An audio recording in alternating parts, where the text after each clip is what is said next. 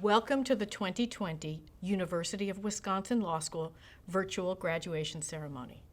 It is my pleasure to honor our 2020 graduates and congratulate them for all the hard work and dedication that has brought them to this very exciting moment. Originally, we planned to host our annual hooding ceremony where faculty present our graduates with their doctoral hoods. Unfortunately, current events have made it impossible for us to hold that in-person, up-close event.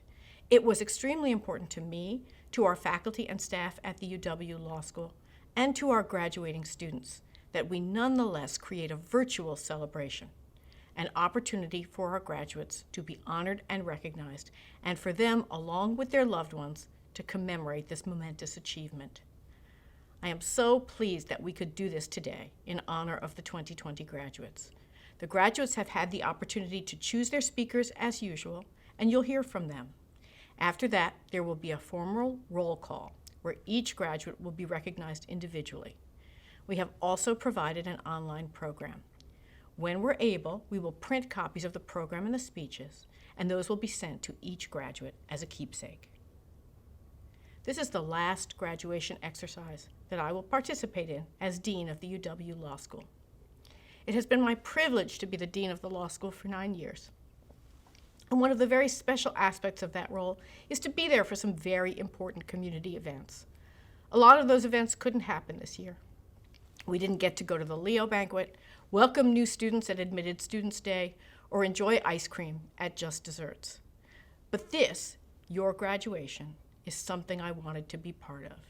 It has been my honor to lead the law school and my pleasure to see each of you go from brand new student to accomplished graduate. None of you anticipated ending your law school careers this way, and I know that while this is a great day, you're probably feeling some sadness about the abrupt ending to your time in our physical community and some uncertainty about what lies ahead in this quickly disrupted world. Let me say a few things about that. The first is that you should feel very proud of yourselves.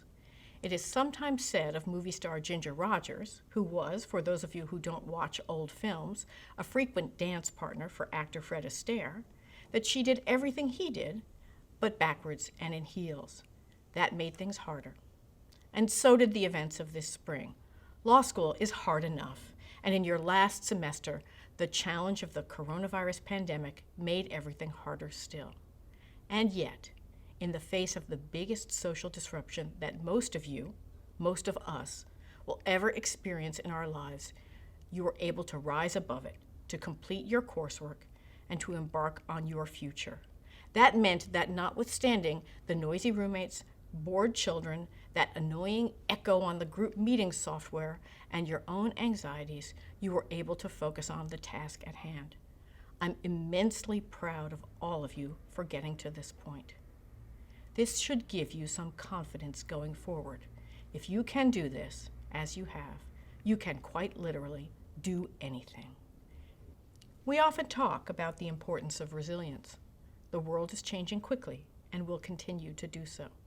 Being resilient, being able to respond to those changes with resolve, energy, and good humor will serve you all in tremendously good stead in the years ahead. You have all gotten a tremendous dose of resilience and have responded beautifully. After this, it is hard to imagine the challenge that will stop you. I also want to remind you that you emerge with something that is, in our current environment, critically important: the ability to help others. Each of us faces our own unique challenges in the current environment, and yet you now have something special that many others do not: the ability to use your legal education to serve. Whatever it is you do next, think about how you can devote some time and effort to making life better for others. We will need to work together to get through this and emerge into the more just world that many of you came here to create. I have tremendous confidence that each of you, in your own way, will do that in the months and years ahead. Let me end on a personal note. Many of you know that my own daughter completed law school this spring. Like you, she didn't have an in-person graduation ceremony, so I won't see my daughter earn her JD. To all the parents and loved ones out there who wish we could be together in person, trust me, I know how you feel. I wish we could have had that ceremony in person, but we need to keep you all safe.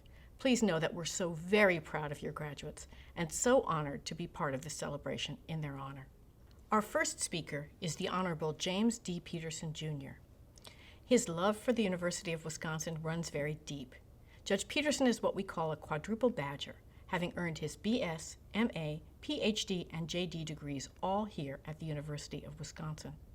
Judge Peterson was nominated by President Barack Obama in 2005 to serve on the U.S. District Court for the Western District of Wisconsin. He currently serves as the Chief Judge of the district. Before his appointment, Judge Peterson was a shareholder at the law firm of Godfrey & Kahn, where he was a member of the litigation and intellectual property practice groups. Judge Peterson was selected by the Graduation Student Committee to give this year's keynote. He has a special relationship with this class, having served as the keynote speaker for this class during their law school orientation in the fall of 2017. It seems particularly appropriate that he is here today to close the loop that was opened with his remarks to our new law students 3 years ago. Welcome to Judge James Peterson.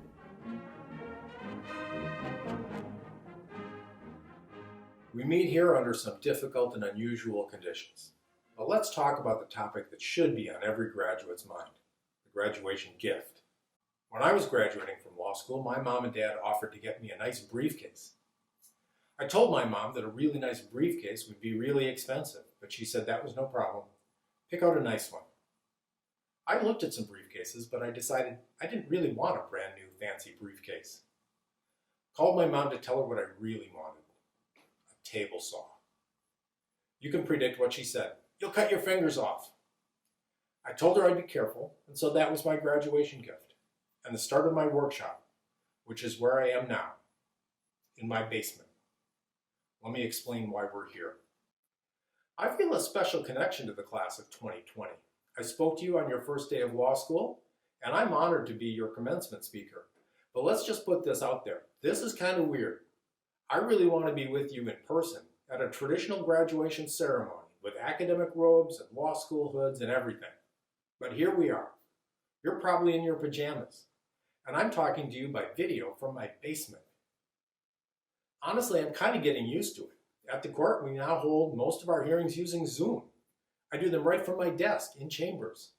The attorneys can be anywhere. And you're right, I have no idea whether they're wearing pants. But that's fair. I mean, they have no idea what I wear under my robe any day. But don't you worry, today I'm all dressed up from head to toe.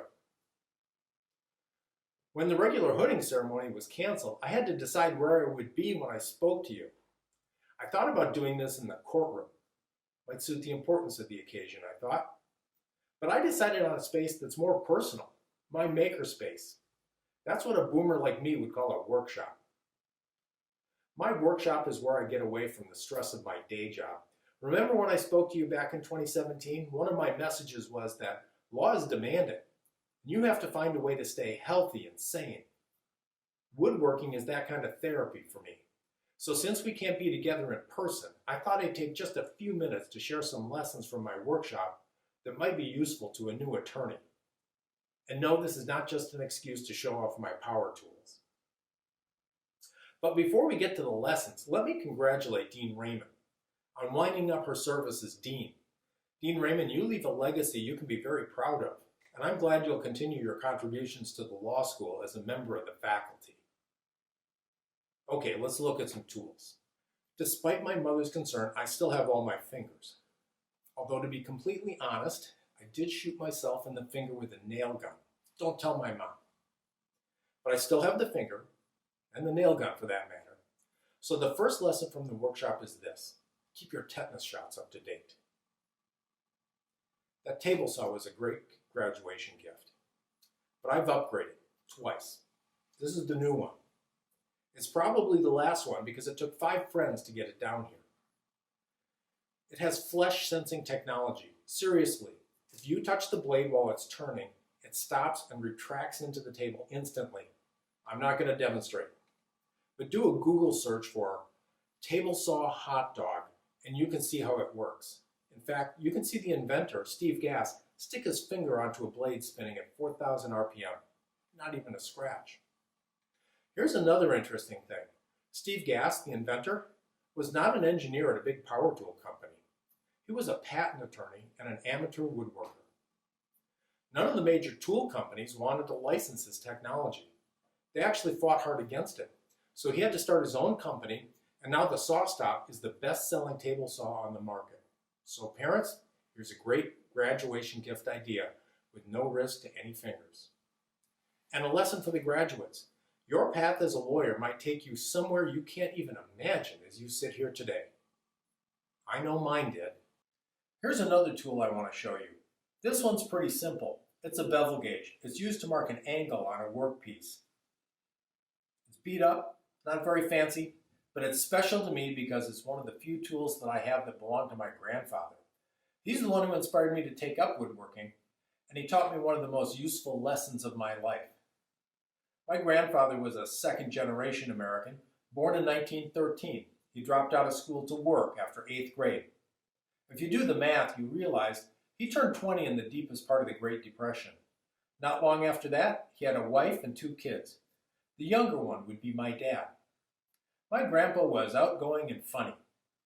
He told a lot of stories about the old days, but they were mostly about hunting and fishing and raunchy jokes, including raunchy jokes about hunting and fishing, if you can believe that. He didn't dwell on the Depression, but that was a formative experience that showed up from time to time. If you complained that your meat was tough, he'd say, "Tougher where there ain't any." And he kept a big box of old nails. He'd rather spend an hour hammering some straight than spend $1 on new ones. He began the day with a nip of bourbon from a bottle he kept under the kitchen sink. Because he had a scratchy throat, he said. Funny, but that scratchy throat somehow just never went away. He was one of my favorite people in the world.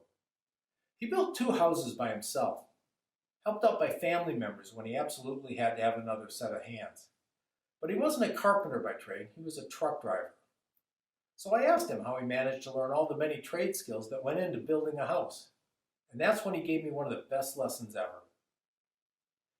He told me your most important tool is a library card. Get a book and read how it's done. If you study up and work carefully, there's nothing a house needs that you can't learn to do yourself. This lesson gave me the confidence to take on some pretty big projects, including building all of our kitchen cabinets. I take my grandpa's approach in my shop. I study up and I work carefully. And over the last couple of decades, I've built up a pretty nice workshop, and I've become a halfway decent woodworker. I think I still have a long way to go, but I've got time. My grandpa lived a long life, but he died when I was starting law school. Sometimes I wonder what he'd think about my career as a lawyer, and I sure wish he'd been able to see me become a federal judge. But more than that, I wish I could show him my workshop. And I tell him, "Grandpa, life's too short to spend your time straightening bent-up old nails." Being a lawyer is a lot more like being a carpenter or a woodworker than you might think. Law school has prepared you with a good foundation of knowledge about the legal system and the structure of the law. And because you're lucky enough to have gone to the University of Wisconsin Law School, there's a good chance you had some introduction to the craft of lawyering. By that I mean the actual practical methods used to get something done. As a working lawyer, you will certainly continue to learn lots of new legal principles. But from here on, mostly you have to learn the craft, how to negotiate a good deal, how to plan and execute litigation strategy, how to bill your clients and get paid, and most important of all, how to write clearly and effectively. All this will be a life's work. So take some inspiration from my grandpa. Have confidence that there's nothing you'll need to do as a lawyer that you can't learn if you study up and work carefully. And please, use the library. Most of the problems you will face have been encountered by others, and somebody's probably written about them. Too many new lawyers just go online and look at cases. But cases alone will rarely give you the full background and practical perspective that you can get from a good book or an article. There's one more tool I want to show you. This is the lathe. Woodworkers have been using lathes for hundreds of years. They used to be powered manually, and pedaling the lathe would have been the job of the apprentice, kind of the woodworking equivalent of the new associate at a law firm. I can tell you the electric motor makes it a lot more fun for everyone. The lathe spins a piece of wood, and use a sharp cutting tool like this to form the wood into a round shape, like the leg of a chair. Simple concept. But the technique is not something that's easily learned from a book, and it takes practice, and it helps to have some guidance. So I've had some in-person coaching on this one, which leads to the final lesson. A lot of what I do in my workshop, I can do alone. And if I make a mistake, I can usually just grab another piece of wood and try again. But the practice of law is not so solitary. You'll probably have co-workers, and you'll be working with real clients with real problems. You can't always get an easy do-over. So the last lesson is this: don't go it alone. Find the colleagues who are willing to answer your questions and point you in the right direction. Most lawyers are eager to share their insights, often earned through hard experience, some of which you might be able to avoid. Those are the lessons from the workshop. Be open to where your path as a lawyer leads. Have confidence that you can succeed through study and careful work. And get some guidance. There will be more lessons along the way, and you may feel like you've got a long way to go in learning the craft of lawyering. But that's okay. You've got time. Today's occasion calls out for handshakes and hugs, but the moment requires distance. Let's not let our physical separation diminish the bonds that we've formed here at the University of Wisconsin. So in closing, I'll ask you to do two things. First, if you see me at a meeting of lawyers or out in the community somewhere, stop me. Come on up and introduce yourself as a member of the class of 2020. You will always have my respect and support. And I owe you a handshake, or at least an elbow bump. Second, every one of you has at least one person who inspired you and supported you like my grandfather did me. Take a minute today and tell that person what they've meant to you.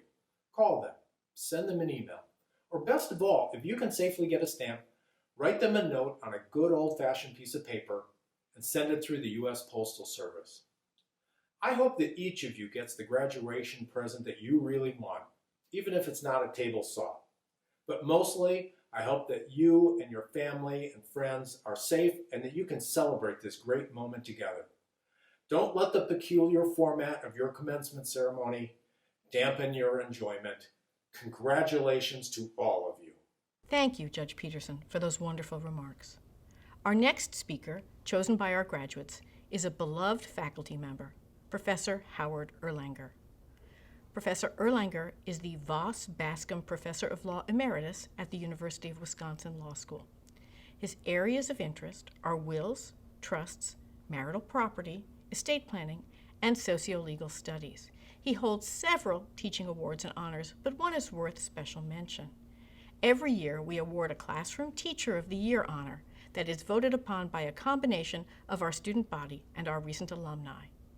After winning the award, the teacher is ineligible to win it again for 4 years. Professor Erlanger holds the record. He was just announced as this year's recipient of the Classroom Teacher of the Year Award for the 6th time.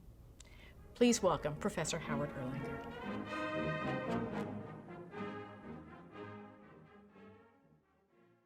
This is a moment of great joy and accomplishment, but also a somber one. Here we are, you at home on a couch, me here in my kitchen 3 weeks ago. We're gathered together to celebrate your accomplishments in a strange and unbelievable time. Some of you are watching this ceremony in delayed format because you or a loved one is dealing with COVID as I speak. Some of you may have even lost a loved one to the virus. All of you have lost the opportunity to engage, learn, and celebrate your final semester of law school. So more than any other year, our grads face an uncertain future. But your strength will come from facing that future together. Together with your friends, your family, your loved ones, and your colleagues. Now more than ever, we need to be there for each other. And all of us, everyone in this virtual auditorium, need to be there for the broader community as well. Yet here we are at graduation. You only graduate once, and no matter what clouds hang over us, it's time to celebrate. In that spirit, I've chosen to take my few minutes to share some lighter thoughts with you. To begin, the friends and family out there might be wondering, how'd this guy get chosen? The answer is simple. I teach trusts and estates, fondly known as T&E. So now those folks are thinking, okay, he teaches trusts and estates. What's the connection? Well, the key to trusts and estates is that it's a course that's required for the diploma privilege. And for some years now, I've been the only person to teach the course. It's Marketing 101. It's all about exposure. Doesn't matter whether you like the course, it just matters whether you could spell my name. Bottom line, all but a handful of students participating in this event have had my class, including, I'm honored to say, both student speakers. Also, Judge Peterson, our distinguished keynote speaker, as is his wife, as is his daughter. And as you know, federal law prohibits me from disclosing which of them got the higher grade. On the other hand, when I asked Ginny Jasty, the organizer of the convocation, also a former student, of course, why I was chosen, she said, "Howie, let's just say you teach the most comprehensive course in the law school. Whatever you don't cover in the course, it's on the final." In planning my remarks, I asked the dean how I could best further the goals of the law school in the brief time allotted to me for this talk. She said, "The graduation ceremony is the last chance the faculty has to reach the students. So use your time to correct any errors that may have occurred. If someone said something wrong, this is your chance to fix it." I told the dean this reminded me of the famous case of Acme Parachute. In Acme, a manufacturer discovered that it had made an error in its instruction manual. But it was just a small error, so they took out an ad in the local paper with a correction. Attention, attention to all purchasers of the Acme Deluxe Parachute. On page 3, paragraph 2, line 11 of the manual, where it says state full zip code, it should say, "Please pull ripcord." Meanwhile, I found this advice on the web about commencement speeches. Be mercifully brief, provoke gales of laughter, and be thought-provoking. Well, I've certainly been brief, and hopefully I've been funny. So it must be time to be thought-provoking. I'd like to take this opportunity to emphasize two of the most important things to remember as you go on your way. Nothing new here, but worth repeating. The first is law in action. The law in action approach takes seriously both the depth of legal doctrine and the breadth of legal experience. You can't understand the law without understanding it in its social context. Law is not a coherent body of rules. It doesn't have answers for each problem solved. Law is not an autonomous force. It's not just a matter of abstract logic, unaffected by everyday life. Law is not self-enforcing. Law is not just made by the legislature. And judges are not the most frequent and arguably not even the most important legal decision makers. Law, as experienced in everyday life, is created and given meaning through the activity of a whole variety of actors, both legal and non-legal. Now, as the graduates know, one of my fields of expertise is marital property law. And in the statutes, it says very clearly that spouses can hold property as survivorship marital property. So when I bought a new car recently, I went to the DMV and filled out the title, Pam and Howard Erlanger, survivorship marital property. But the clerk said, we don't have that. You can be Pam and Howard, or Pam or Howard, but you can't be survivorship marital property. We don't have it. Now, this is just plain wrong, and I thought to myself, aha, I'm a teacher, and here's a student. So I said to the clerk, I teach this stuff, and or are about management of property during life. Survivorship marital property is about the non-probate transfer of property at death. The clerk listened attentively. Then they said, "Wow, that is really interesting. I can't wait to tell my spouse that I met you and how clear that explanation was. This is really great. Now, which would you like? Howard and Pamela, or Howard or Pamela?" So I ask you, what's the law here? Is it what the statute says, or is it what the DMV interprets the statute to say? A second and closely related point is don't lose your common sense. People graduate law school, even when you come into law school, you have this notion that law is different from common sense, that it might even be counter to common sense, and that you're in a special world now and you should set your common sense aside. I don't agree. Consider the following story. I got it from the internet, so I have reason to believe it's correct. So it's a big money trial. The plaintiff is an elderly farmer. He hadn't been to town for many, many years. He loaded up his horse, his wagon, took along his dog, and off they went to town. When they were very carefully crossing the highway, a speeding truck came and smashed into them, causing very serious damage. At trial, the farmer testified at his great care in crossing the road and to his very extensive injuries. It looked really good as far as the trial was going.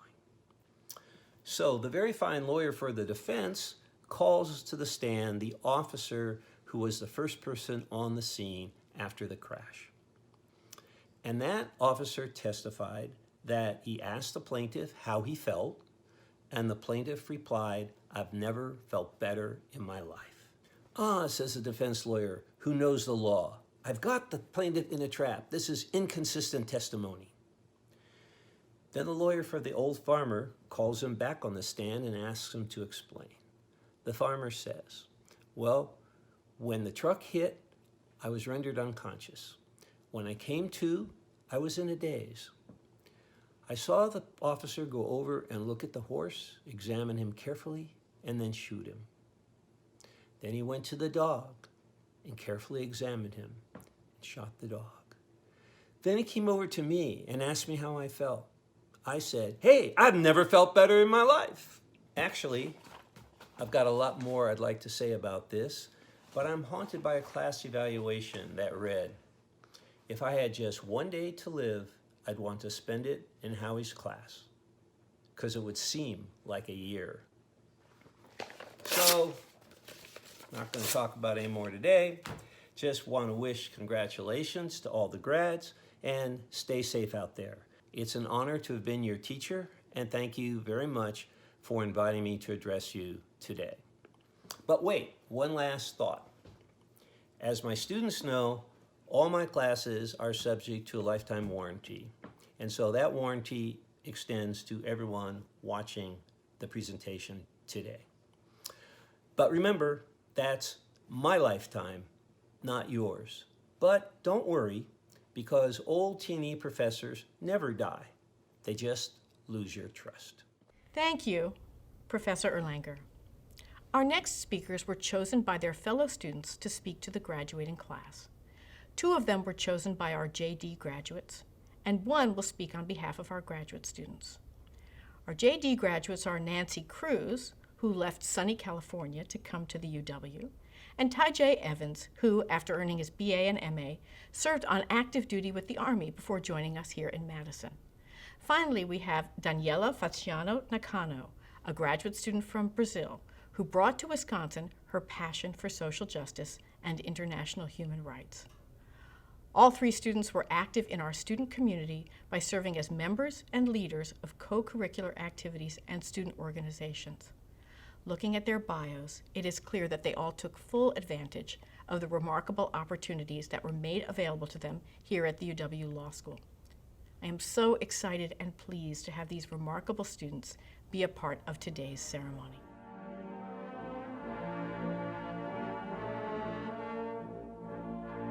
Greetings, esteemed guests, faculty, staff, and most importantly, UW Law Class of 2020. I hope everyone is staying safe and healthy and that you and your families are able to join us today to celebrate this amazing achievement.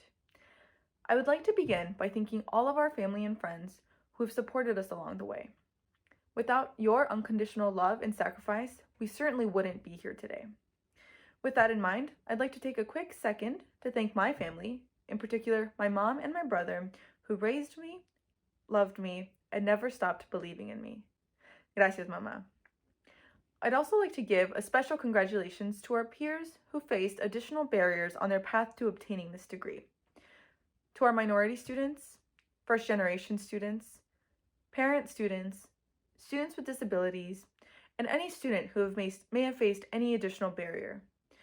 Pursuing a law degree is a challenge in and of itself, that being faced with additional barriers can sometimes make it an impossible challenge to overcome. Yet, your courage, determination, and strength helped you beat those odds and get you to where you are today. You are an inspiration to us all. To be honest, I struggled to find the perfect words to say to you all, given the circumstances. In the blink of an eye, we witnessed the entire world turn upside down.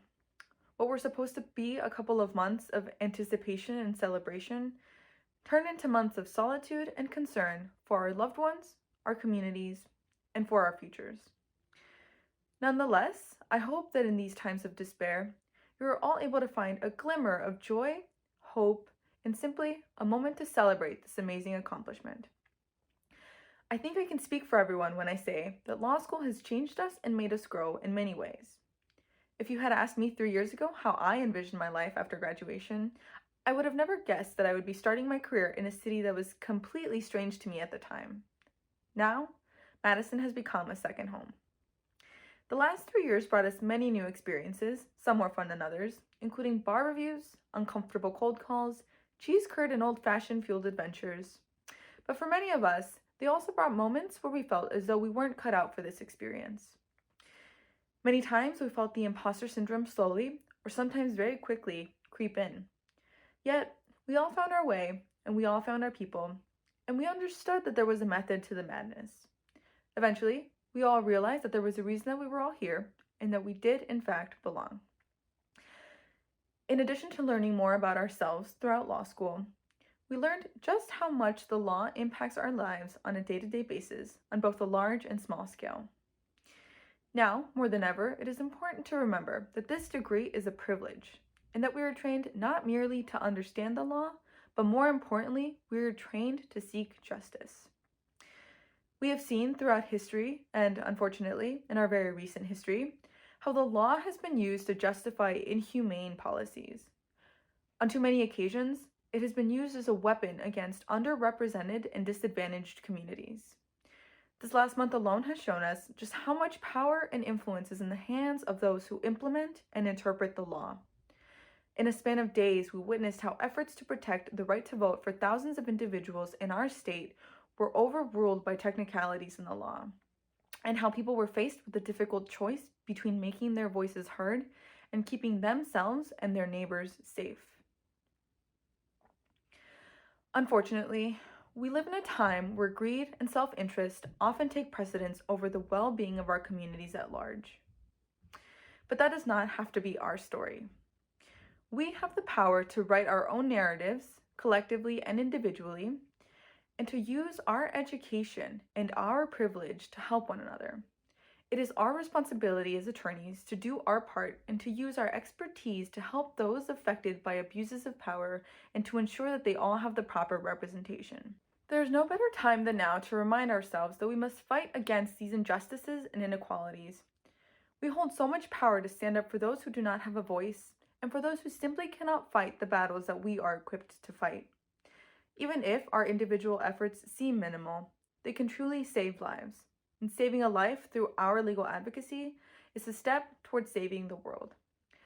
These are no doubt scary and uncertain times, but as President FDR reminded us, in times of despair, we cannot escape danger or the fear of it by crawling into bed and pulling the covers over our heads. It is more important now than ever to remember that our character is who we are under pressure, and that it is our duty to ensure that we stand up for what is right, and that we support all of the vulnerable members of our communities. And I hope that no matter how scary or difficult things get, you will always remember que sí se puede. Congratulations, UW Law Class of 2020.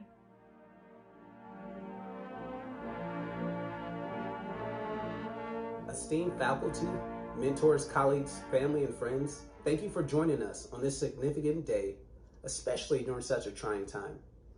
Fellow classmates, I want to reiterate that regardless of how recent events affected our final semester of law school, we should all be proud of the journey that led us to this day.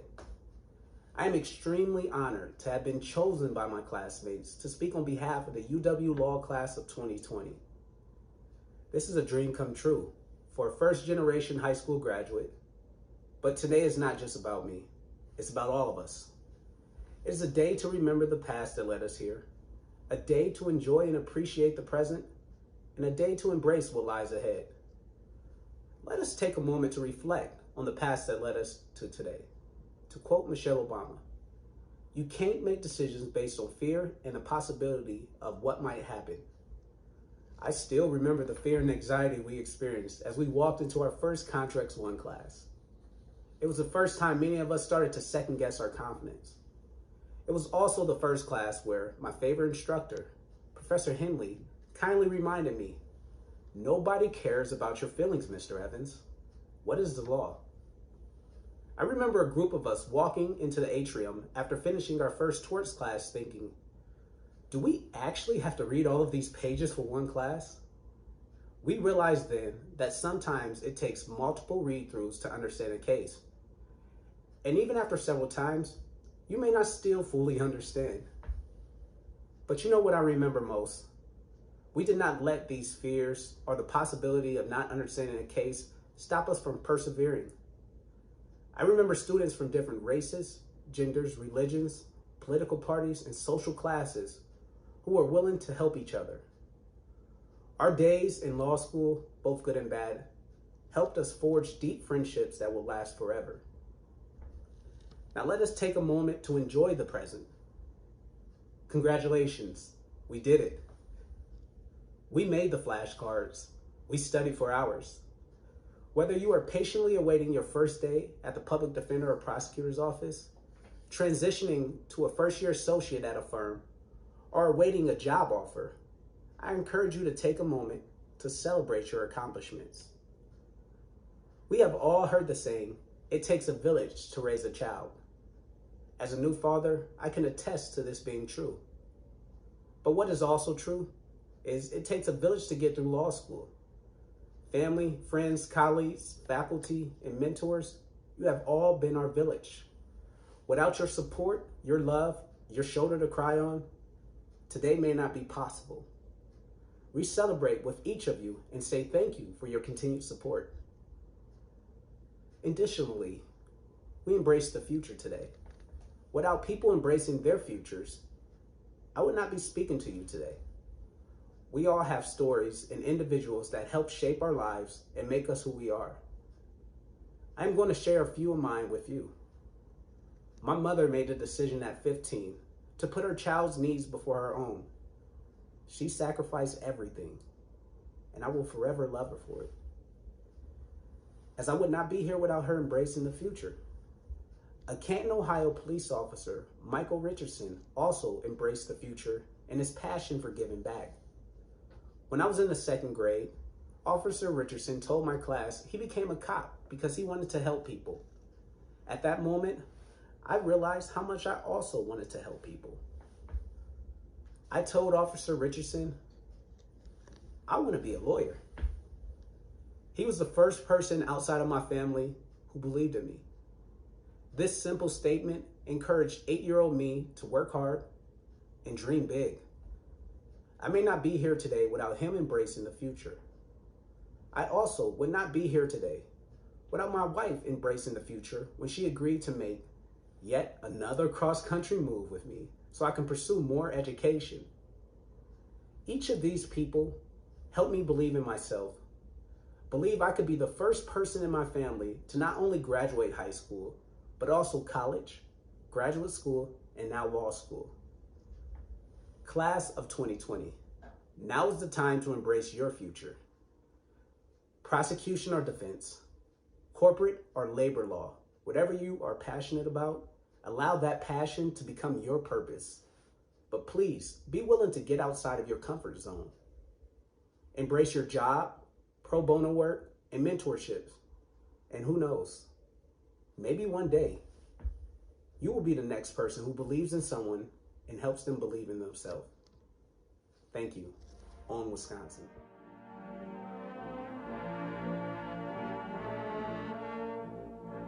Faculty, staff, families, and alumni. I am just a Latin American kid with no money in my bank account, no notable relatives, and coming from the countryside. But I bring this song with me that says, despite everything, everything is divine, everything is wonderful. Although this may sound originally mine, Belchior, a Brazilian singer, wrote that. He continues to say, yeah, everything is divine, is wonderful, except everything changes and then it is not. We faced so many changes and challenges in our lives lately, and in such a short period of time. First, we came from places all over the world: Brazil, Cambodia, Chile, China, Ethiopia, Mexico, Philippines, Russia, Sudan, Taiwan, Thailand, and Togo. And as international students, we struggle with the simplest things like going to the grocery shop. We also experience more complicated things such as people being indifferent to us, stereotyping us, a semester interrupted by a global pandemic. We went through difficult times. Well, most of those things are in the past right now, and we gotta move on. Belchior, the Brazilian I mentioned before, also sings that by feeling lucky, he manages to not suffer for whatever happened in the past. Do you guys feel lucky? I feel lucky. I feel lucky for each day I lived in the beautiful Madison, Wisconsin. I feel lucky for having figured out how to open my locker and doing self-checkout at the supermarket. I feel lucky I could watch the marching band perform at a football game. I feel lucky I walked on waters that were obviously frozen, and even luckier for having a spotted cow at the terrace with my friends. I feel lucky for having great mentors that guided me to give legal arguments to my beliefs. I feel lucky for having a support system that I can call family. I feel so lucky for the friendships I built here. Dear friends, you taught me so much about so many things. Thank you. I feel lucky because despite of all, our work came along, and by the end of the day, you will be a master, you will be a doctor. Today, you reaffirm your responsibility to bring justice wherever you are. Finally, I feel lucky to be a privileged immigrant. The US played such a big cultural role in my country and community that every moment in Madison was magical to me. Everything was just so movie-like. This role extends to the economic and political scenarios in the international community, and we shall be mindful and bear responsibility just for being here. It is a privilege to be an immigrant student. As I speak right now, thousands of people are sacrificing their lives to come to the United States. Some of us came for CV prestige, some of us came with hope to change the world. Some have decided to completely change their career paths. We made the best out of it, and that's what matters. I know that everybody got the chance to get what they came for. I wish you all greatness, I wish you all extraordinary lives, and I wish you all would come visit me in Brazil, because I will knock on each of your doors when I come to your countries.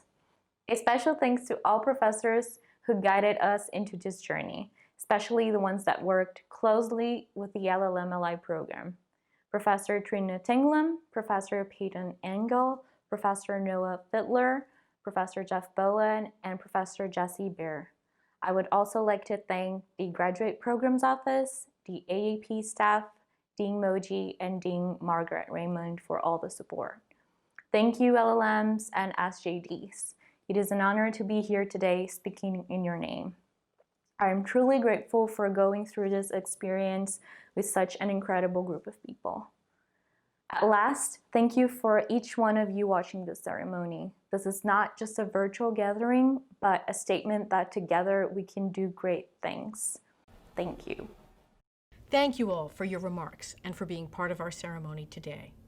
Now, we will have a formal roll call where each graduate will be named in alphabetical order by last name organized by degree type. We will start with the JD graduates and then move on to the graduate students. Students were given the option to submit a photo and quote to share with the audience. This is typically the time where family and loved ones cheer and clap for their graduates. We encourage that. And I hope that wherever you are, you still do it. Rise up for your graduate and cheer them on when they are called. Hannah R. Albrecht, Jacob M. Alonzo, Dallas Tate Anderson, Sarah Arbaje, Lakina O, Austin D. Auletta, Nicholas Alexander Austin, Mason Richard Baranchek, Octavio Tenko Barreto, Stephen R. Beckham, Joseph Samuel Beckman, Paul D. Beery, Cricket Beeson, Thorn A. Blitz, Joshua Alec Blumenfeld, Brian Francis Bradley, Nick Bratsos, Deborah Brower, Amy Buckmeyer,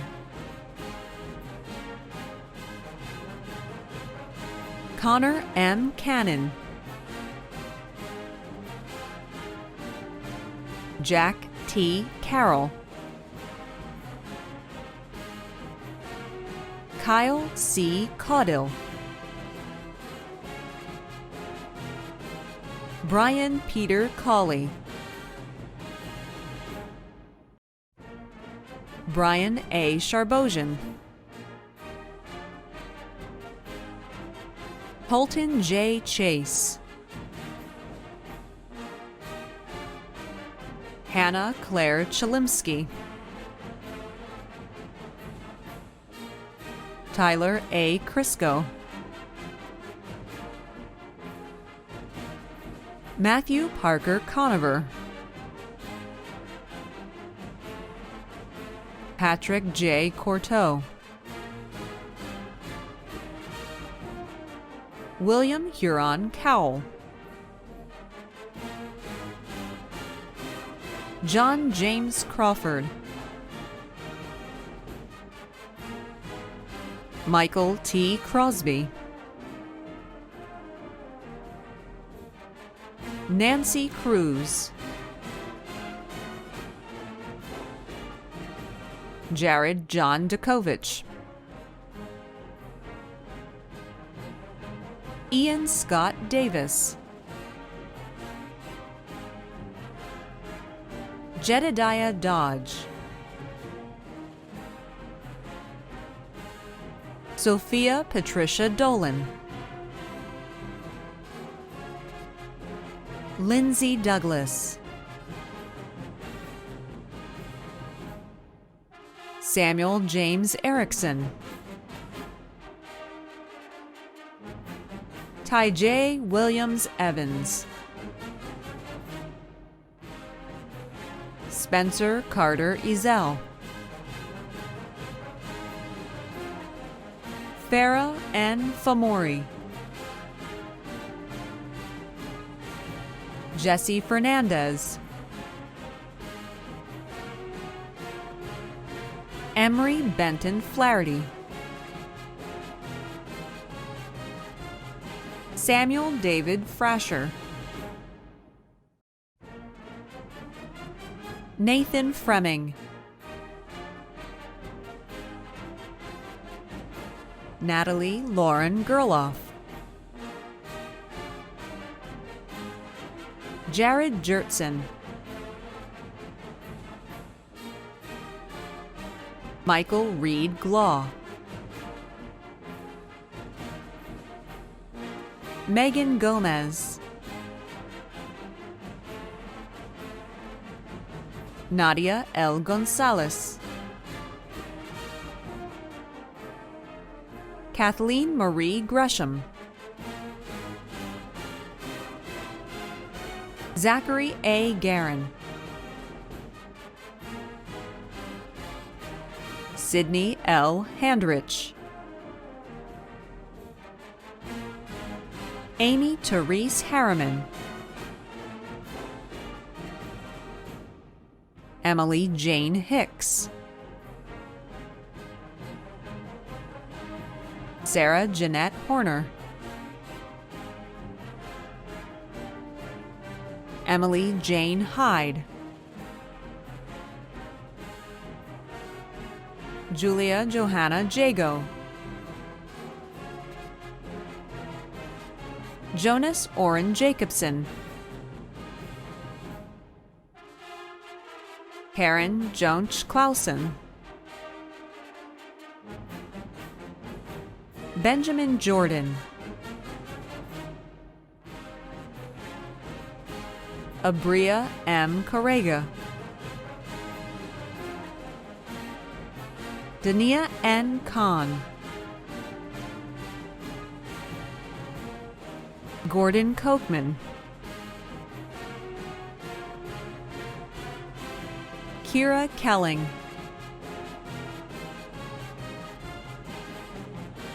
Kirsten Adrienne Koshnick, Nathan Mark Quenzi, Samuel Thomas Kuznevsky, Lauren Elaine Lacasto, Abigail Levenhagen, Alex Shafran Levy, Robert M. Ling III, Adam Jose Lowe, Jacob R. Lund, Megan E. Linice, Thomas John Linice, Keegan John Madden, Catherine Eileen Mahoney, Donald W. Malchow, Patrick F. Malloy, Tyler T. Manley, Jack Matthey,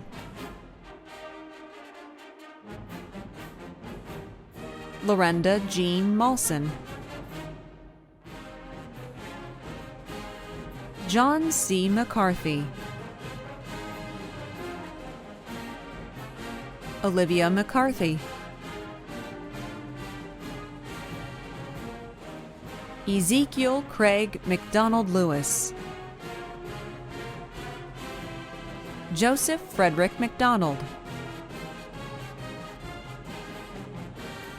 Kelly Ann McGraw, Douglas Christopher McIntosh, Adam J. Myers, Miles J. Meineke, Devin Montgomery, Samuel Jeffrey Morris, Nina Marie Neff, Weston O. Newman, Peter Thomas Nowak, Angela Brianne O'Brien, Abby D. Padlock, Cody W. Pansing, Vanya Pemak,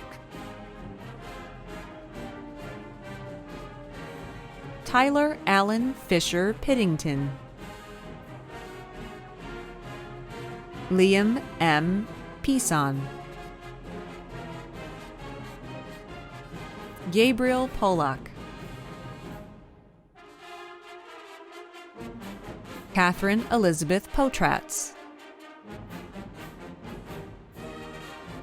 McKenna Marie Quinter, Olivia S. Rodich,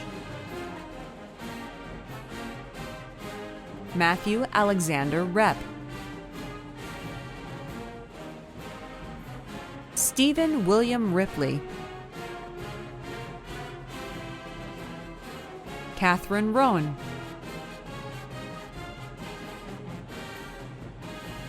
Perla J. Rubio Torones, Courtney Joy Runnels, Noah T. Rush, Alyssa M. Schaefer,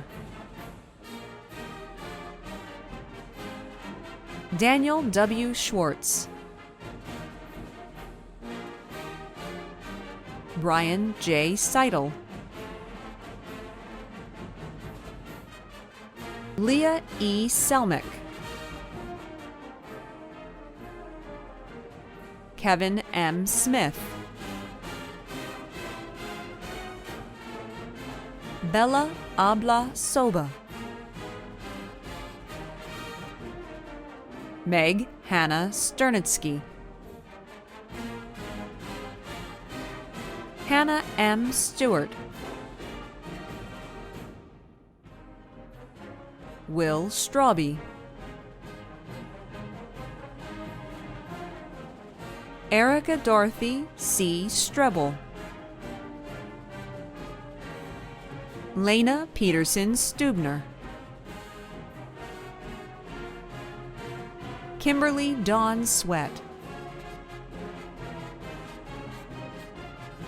Erica Joy Tekwa, Eric L. Tierney, Kara Tolliver, Amanda M. Trecarton, Chris Turner,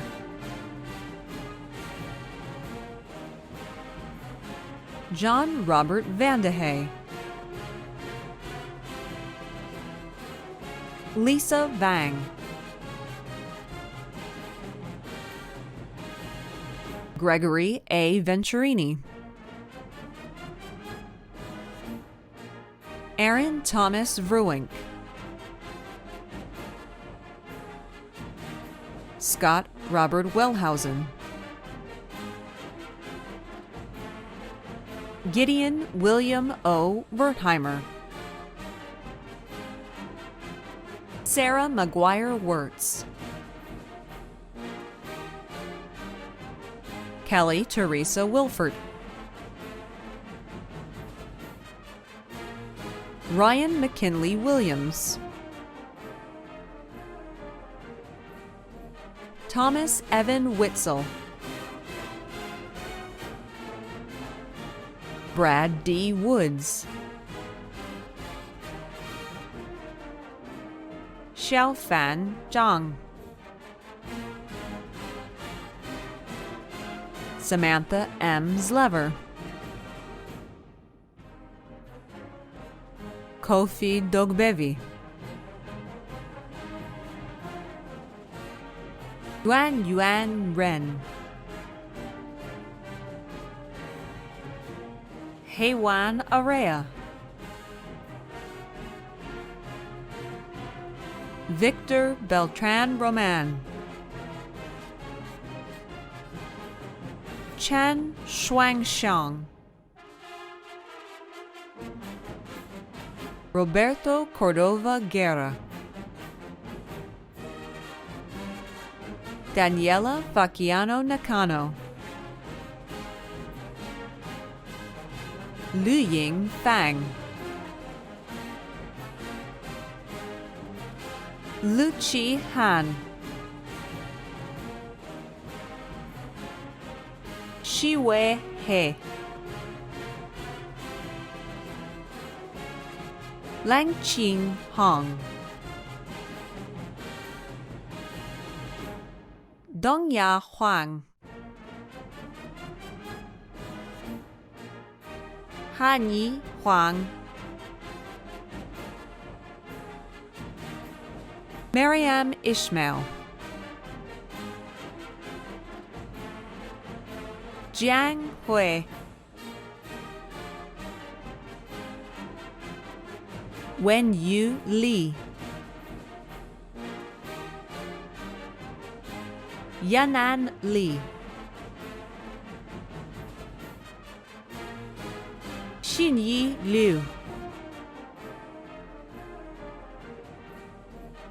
Loveland Loreska, Yicheng Ma, Anastasia Martinova, Tianchun Mo, Qi Pang,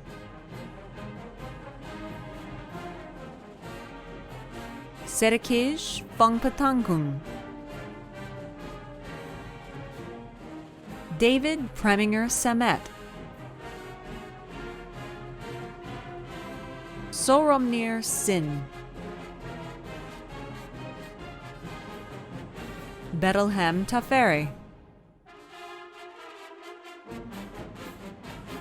Kanakorn Viryasutam, Shichi Wang, Xiaoyu Xia, Jun Yang, Yue Yu,